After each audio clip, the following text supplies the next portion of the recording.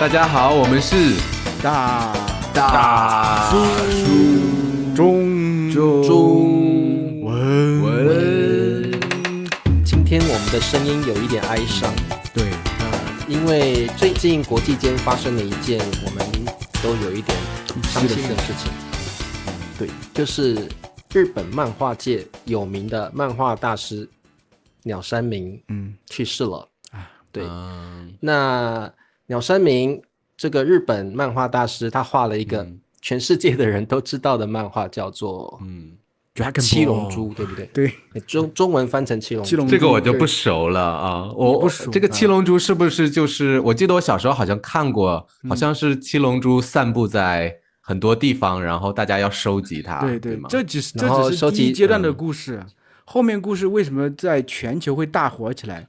是战斗场面不断升级，战斗的那个这个龟派气功，那个孙悟空他其实是一个外星人，叫赛亚人，然后他还可以升级超级赛亚人，头发是黄色的，然后会发电那种，然后第二我们第三，所以龙珠有什么作用啊？后面就跟龙珠没有关系了，龙珠作用召唤大了，召唤神龙啊，召唤神龙出来啊！一开始就召唤神龙。不过讲到这里，就是大叔们如数家珍，可见我们大叔们对七龙珠小时候可能也是很喜欢看，对不对？对。那今天呢，我们就要来纪念这位你心虚吧？你没有如数家珍。对，我过来就是听你们来聊来了，因为我小时候我父母变叔可能比较不禁止我看电视，禁止我看漫画，所以我对这些。所以今天我觉得我们三位大叔来聊聊我们童年时期成长过程所接触的日本漫画好了。我觉得这个相信很多在看的观众从小就看日本漫画长大，其实我们大概也都是那个时候日本漫画之有名，真的是这个全世界的小孩都需要日本漫画才能够平安的长大，对不对？就护身符有那么夸张吗？而且我觉得日本动画的那个歌曲都很洗脑，就是感觉就是你对灌篮高手对，就长大了还会想到，可能忘了那个故事的内容，但是还会想到那个主题曲。是的，我小时候都会跟同学说哆那个哆啦 A 梦的机器猫哆啦 A 梦的超经典。对，那个其实如果像我这把年纪，小时候我也是看日本漫画长大，那个时候每天早上都在漫画店门口等着老板开门，我就要进去看漫画，我要看的是那个时候叫小叮当，所以我童年几乎有很长一段时间就是环境很不好，但是有很长一段时间是在那个漫画店里面长大的。然后我看的漫画包括这个那个时候叫小叮当，超喜欢。那个时候所有小孩子的愿望都是希望自己有一只机器猫小叮当。就是因为它有一个口袋，对吧？从口袋里拿出任何东西，任意门，对吧？你可以去想去的地方。我最想要就是一个任意门了，想去哪去哪。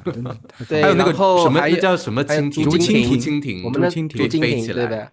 然后我们就可以到处飞。然后还有一个我记得是什么如果电话亭，一个道具叫如果电话亭，那个是什么拿出来是个电话亭，进去呢你就打电话许下你的愿望，然后出了电话亭，你的愿望就会成真。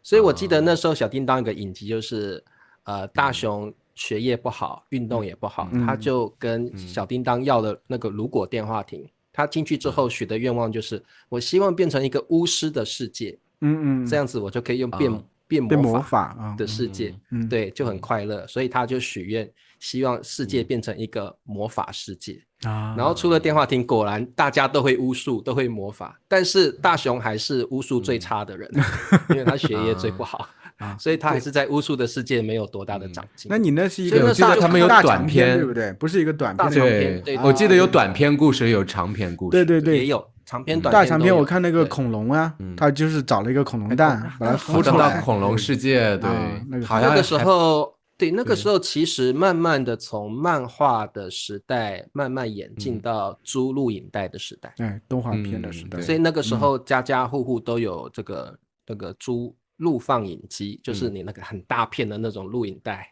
然后那时候我一样是去那个录影带店去租哆啦 A 梦的那个出租带，然后在家里看电视，用看电视，那时候觉得好幸福特别喜欢租那个大长篇，哇，我超爱哆啦 A 梦。茶叔太幸福了，我小时候我也是哆啦 A 梦陪伴我长大，但是是我的同学他们买了这个一册漫画书，所以上课的时候我借过来，回家偷偷的看，因为不能让我家长发现。父母不让你看是吗？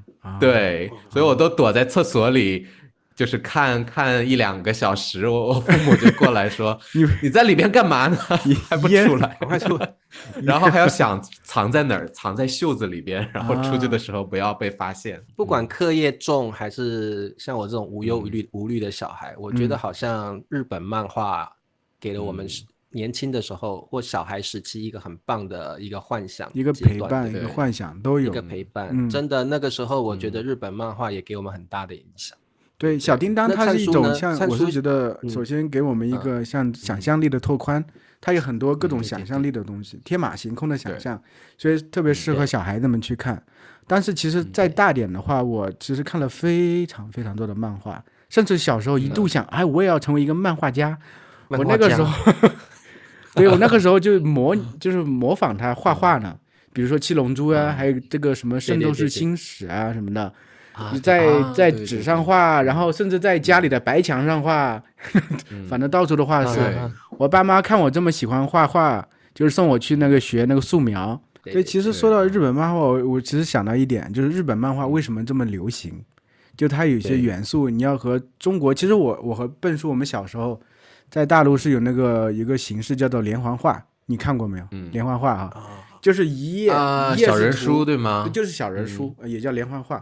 一页书下面有一行字，这样，就是它也是以故事性用图画展现的。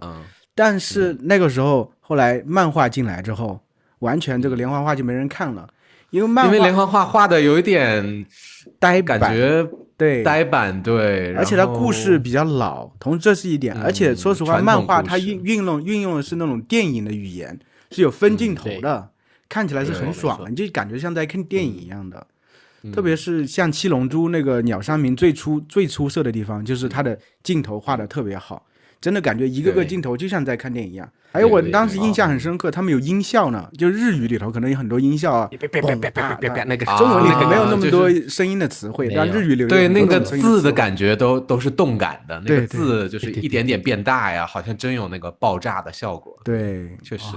就是在还没有录影带的时期，其实那种漫画给了我们很大的想象，是的，包括那个像那个日文那个声音叭叭叭叭，还有那个角色的那个动作，都让人觉得热血沸腾。对，还有特别有意思，就是我记得小时候好像电视里边常常放日本的动画片。现在好像不放了吧？我记得小时候好像每个电视台每天都有一个固定的时间放半个小时或者1个小时的日本动画片。我都是这个寒暑假的时候去我爷爷奶奶家的时候嘛，然后就会有机会可以看动画片了。然后我记得有一次就是当时电视里就是播那个美少女战士所以我没有选择，就每天看美少女战士看变身，结果爱上了美少女战士是什么？然后又不好意思跟别人说我每天看美少女战士美少女战士在女生中特别特别流行的，我老婆和我说过这个一个就是一个轶事，感觉很有意思。在他们学校的话，比如说每个班级的女生，她们都会就分了一波一波的，就是这一波人喜欢这个谁，另外一波人喜欢另外一个谁，因为他们有很多角色嘛，什么火影力，什么水野月，我也不清楚是吧？就是每个人都是普通的女孩，但是她们可以变身，变身之后有一些魔法呀、超能力。假如你们喜欢的不是同一个人，你们可能就会针锋相对啊。你喜欢的人小圈子互相很有意思。就每个女生好像代表一个星球，对，水星、木星、火星，然后对。果然你很喜欢啊！那我发现大陆跟台湾播的日本卡通也都大同小异。我们那时候一休和尚也有大家很喜欢看那个机智的那种一休和尚。而且说实话，我们小时候看的这个漫画很多翻译也是很多繁体的，甚至有。还有这个动画片很多也是基本上都是台湾配音的，所以比如那个蜡笔小新，蜡笔小新应该是台湾配音的吧？对，本来就台湾配音的，她是一个女生，配音的是个女生。对啊，我记得早期蠢蠢萌萌的那种。对，还有早期美少女战士也有，那时候我记得台湾那个小女生手上都一定要有个美少女战士的权杖，变身用的权杖，对，每个小女生手上做这个招牌动作什么的，对，还要然后代替月亮惩罚你，对。然后那个时候都觉得，我会觉得是女生看的，我绝对不看那种东西，我就觉得那些女生好蠢为什么看那种无聊的东西？然后我们男生对，我们男生喜欢看那个圣斗士。真的是圣斗士星矢，就是有铠甲的，或者可以合体的那种东西，就是对合体的那种，就是灌篮高手，好像灌篮高手是后面一点点了，在后期了。我记得我们那时候很流行是5只狮子合体的那种，我喜欢看那种圣战士，这是圣斗士星矢是吗？不是，那是叫万兽王还是什么的？万兽王，圣斗士星矢也是比较后期的。对，我们那时候看的都是那个5只狮子合体，还有什么陆海空15完全没有概念，15种飞机合体。爸妈不让你看，可能是真的是5只狮子合体，他们要干嘛？不是尸体，它是一个机械尸体，里面每个狮子里面坐一个人的，是这样的啊。然后每一只狮子就是双手双脚跟主体嘛。对，然后分开的时候力量没那么大，合体的时候力量就很大。然后这个东西我真的记性特别，就是记得特别久，说明我特别羡慕嘛。当时在读小学三年级的时候，我班有个同学，他是龙凤胎，他和他姐姐都胖胖的，我这些东西细节我都记得。为什么记得这么清楚呢？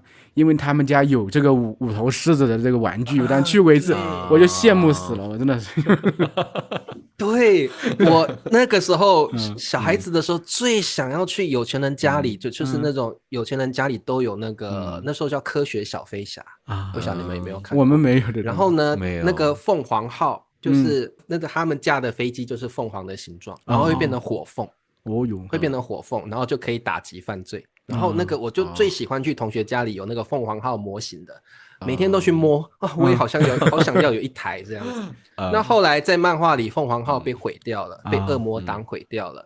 他们后来的飞机叫旋风斯巴达，也是5机合，因为科学小飞侠是5个人嘛，都是合体，也是5机，对，5机合体之后，哇，我那个同学又买了那个旋风斯巴达的模型，我每天都去他家去摸，我好想要有一个，而且又还可以合体组合，我就觉得哇，好羡慕。那个时候有钱人的代表，小孩子有钱人的这个代表就是有这些卡通的模型。其实我让我想起一个事情，就是刚才茶叔的说的这个文化上面的东西，我想起当时有段时间喜欢看韩国综艺叫 Running Man，就说当时里面有一个 MC， 他说我一直以为成龙大哥，小时候一直以为成龙大哥是我们韩国人，因为他可能看的是配音版的，但是这个有个关系，就是因为成龙我们东亚人长相很像，有上本来这种文化上的这个连接性。其实日本漫画为什么对我们感觉很亲切，我们角色看起来其实感觉和我们中国人没什么区别，对吧？所以其实有一种文化上本身有一种天然的亲近感，所以在亚洲地区肯定传播更好。欧美虽然也很火，但是我觉得这个文化纽带上的作用也非常大，所以对我们小时候会觉得好像就是我们中国的东西一样，会有这种感觉。对，是可以有种情感投射，觉得他好像，比如说我觉得他也是中国人啊，感觉里面的角色都是中国人，就是因为文化相近，你会有一个情感投射，你就会觉得哇，里面的角色很容易去有童话感，对，就会觉得共情的感觉，对，会有共情的，我觉得会，这个的确是有。虽然欧美也很流行，但是我觉得他们是隔一层。我觉得他们是那种仰慕的，很难去投射，但是会很仰慕。你像他们有哆啦 A 梦这种家庭结构，就和我们中国人是很像的。爸爸对吧？妈妈很严啊，爸爸就比较温柔一点点，对吧？奶奶很慈祥，对不对？对呀。我觉得很有意思的就是日本的这个动漫到后来已经走向比较精致的这个，而且比较商业趋势的变化了。比如说后来宫崎骏的这个动画开始流行，电影对，而且是变成一个极流行的潮流，因为它可能不再是小孩子的东西了。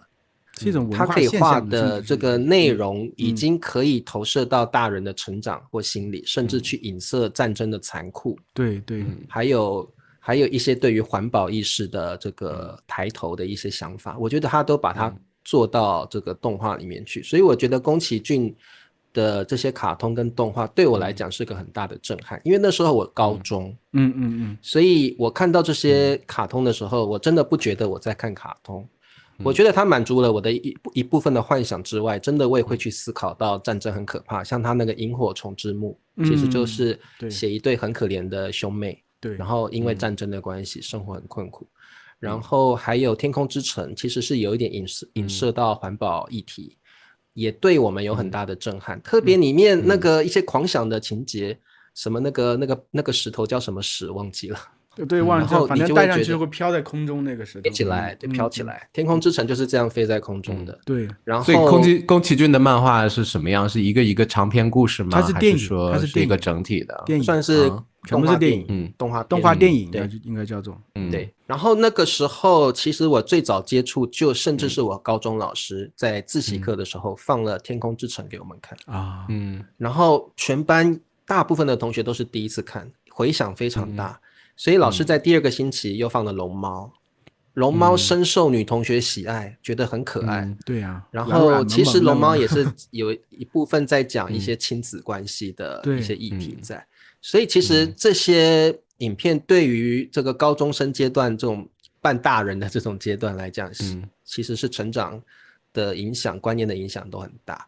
然后后来第3部也是最后一部，就是放了《萤火虫之墓》，大家看的都哭了，然后老师不敢再放了，因为怕影响大家的心情，因为里面的那个内容实在太灰暗了。但是孩子也适合看吗？还是这个就是专门给成人看的动画？就是我觉得是老少咸宜了，这个东西孩子其实我觉得老少，但是这个萤火虫之墓，我们知道那段历史会特别有一种这种情绪上会被挑动的感觉。我觉得是每种人不一样的人看到不一样的东西。对，其实比如说我们自己一样，就是同一个宫崎骏的电影，不同的阶段去看，你感受到是不一样的。其实比如说这个《千与千寻》，我第一回看的时候就感觉一个幻想类型的，有点像那个 Alice in Wonderland 那种感觉，进入一个奇幻的世界里头。前几天我突然想，我想再看一遍，我就下了一个高清版来看一下。我就在这个名字上，我就看到有点让我不一样的感受。最早以为千与千寻，我就没有细想这个名字，我就觉得这个可能是一个人名字，因为日本人很多人就4个字嘛。后来我这回才发现啊，就是比如这个动画片，它的英文的名字讲的是什么呀？你可以你说，飞叔你没有看呐？他没看过，没有看过呀。我就好像记得他爸爸妈妈变成猪，然后对，忘了，就是这个睡着了。对，就是这个名字，就是我们大陆就叫《千与千寻》，但英文里名字叫 Spirited Away， 它其实意思有点像那个 Alice in Wonderland， 就进入一个神奇世界的感觉，但它是不全面的。日文的名字它是包含千与千寻，然后后面还有一个部分叫神隐少女，这样2个部分合在一起，一个东西讲的是进入奇境里头，另外一部分才是它的主题，就是它的名字，千和千寻，就小姑娘叫千寻，后来他们进入一个地方之后呢，他爸爸妈妈因为贪吃了那些当时供奉给神明吃的那些食物，变成了猪。然后小姑娘呢，后来进入一个大澡堂子里头，里面有一个老板呢，叫汤婆婆，去打工。对，她去打工，但汤婆婆呢，就是把她的名字给收掉一部分，她叫霍野千寻，叫霍野寻都给收掉了，就说你现在开始就叫千寻，就叫千，不能叫千寻了。打工啊，你是我的那个卖身契嘛，我要改你的名字。其实这个地方就涉及，就是我们其实名字对一个人意义非常重大。我们不要忘记自己是谁。其实宫崎骏的有一些很深刻的主题。宫崎骏的动画非常厉害的地方在于，你每一次看你都有不同的感觉。对，甚至是你自己不同的人生阶段年龄去看同一部动画片，你都有不同的感觉。你小时候看可能是享受它的娱乐价值，等你长大之后，你发现它其实有别种含义。至于是什么含义，跟你不同阶段的成长所着重的目标不一样，而有不同的感受。所以我觉得这个是宫崎骏厉害的地方。像我现在看那个看龙猫，我以前觉得就是龙猫很可爱啊，现在看就觉得又很不一样，因为他妈妈生病嘛，所以龙猫好像有帮助他什么，那个感觉又像我妈妈那阵子生病，我有再看一次龙猫，我就有很不同的感受，是，然后就会觉得说可能有时候人生会有股力量，就像熊猫一样带你度过一些难关。所以你就会觉得不同年龄看，你会觉得你有不同的感触跟感觉。这个我觉得是动画片最高境界耶。对，真的是很厉害。但是这种有寓意的动画片，那如果可能让我再看柯南的话，我也不会有别的解读。柯南的娱乐性质当然不同，这个就是热衷于去解谜，然后去找线索。我要被吓死了！小时候看柯南，我现在就想到那个门关的声音，滋，然后就觉得每一集都要死人，觉得有人要死了。对，每一集都要死人。我记得我以前小时候很喜欢看侦探片了。喜欢看应该说侦探小说，那时候喜欢看那个亚森罗平还有福尔摩斯。一个是明道，一个是名侦探，他们两个常常去互斗，所以那时候很喜欢看那样的小说。那长大之后就比较喜欢看柯南，就是很喜欢去找一些蛛丝马迹去破案的那种。但有一些真的很吓人，就是无头尸啊这种的，可能就我觉得还好哎，我觉得柯南还好，柯南还好。我看过以前看一个叫金田一的那个才吓人，是漫画，它也是日本的这个集美。金田一什么少年什么不忘了，他那个是解谜的，但是他成天会杀人事件，对不对？对，他那个整个画面画起来是很吓人的，氛围感很浓的，比柯南吓人多了。柯南我觉得还挺可爱的。那你说恐怖，我还看过，我还看过一个系列的日本漫画叫《漩涡》。他就是把每个人都画成是最后被漩涡吸进去。比如说有一个男生，他一直受到同学欺凌。后来他的手上就出现个漩涡，他就把欺负他的同学都吸到自己的漩涡，最后他自己被自己的漩涡吸进去。那整部漫画都恐怖至极，很可怕。想想是挺恐怖的。那我真的要问问你们，因为很多欧美这边流行的日本漫画我都没看过，但是你们给我脑补一下。比如这个 One Piece。最近不还被那个海贼王被这个 Netflix 还改编成那个真人电影，这个为什么那么有影响力？我感觉好像不管是我在去哪个国家都有人特别喜欢海贼王。打斗多爽呀！打斗的，你没看过动画片，其实这个就是龙珠系列的是吗？它其实和它就是 One Piece 还有 Naruto 这两个的超级最近比较有名的嘛。Naruto 是什么？Naruto 就是火影忍者。火影忍者。这他们两个作者的画风都是学的这个鸟山明。很多日本漫画他们有些会用很多贴的这种纸啊、网格纸啊什么的，会做很多装饰，但是鸟山明基本很少，他基本都是画出来就大片的白色这种状态。One Piece 和那个 Naruto 也是这个样子的。主要我觉得为什么这么火，就是打斗太爽了，就是搭配的配套的就是那个漫威的那种超级英雄什么的。不一样，和欧美的那种感觉我觉得不一样，那个风格不一样。他们好像也都有超能力，就是比如说这个 One Piece 它就是每个人都有自己的这个能力嘛。这个路飞主角叫什么？他叫路飞 Luffy， 对，他这个手可以变得很长嘛，就是它是橡胶体质的东西，它可以把自己手变得很长。狗木 no 这样子，反正就是反正每个人这个能力不一样。那个火影忍者也是，每个人都有自己的能力，什么写轮眼啊，这什么玩意儿我都忘了。我学生时期有一点像Ben叔这样子，就是看完了哆啦 A 梦。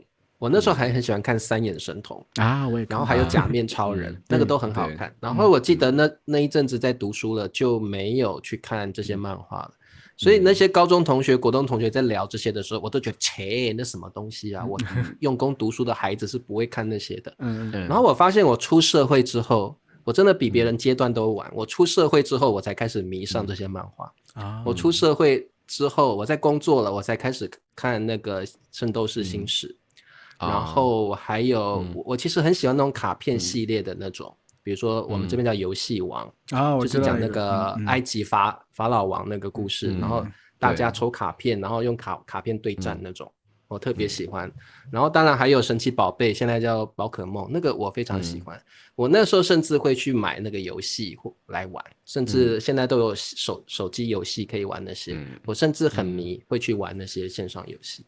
特别喜欢卡牌游戏，很好玩，非常这个益智类很动脑。你看宝可梦就有这么多种属性，10几种属性，然后其实玩起来是对他们这种，他们很厉害的，就是也会就是做这种，比如说宝可梦啊，或者是数码宝贝的这种。各种，所以你很容易打造周边，你可以买很多毛绒啊、卡片啊，或者是这个。那个叫什么模型？那个叫什么来着？手办，对手办。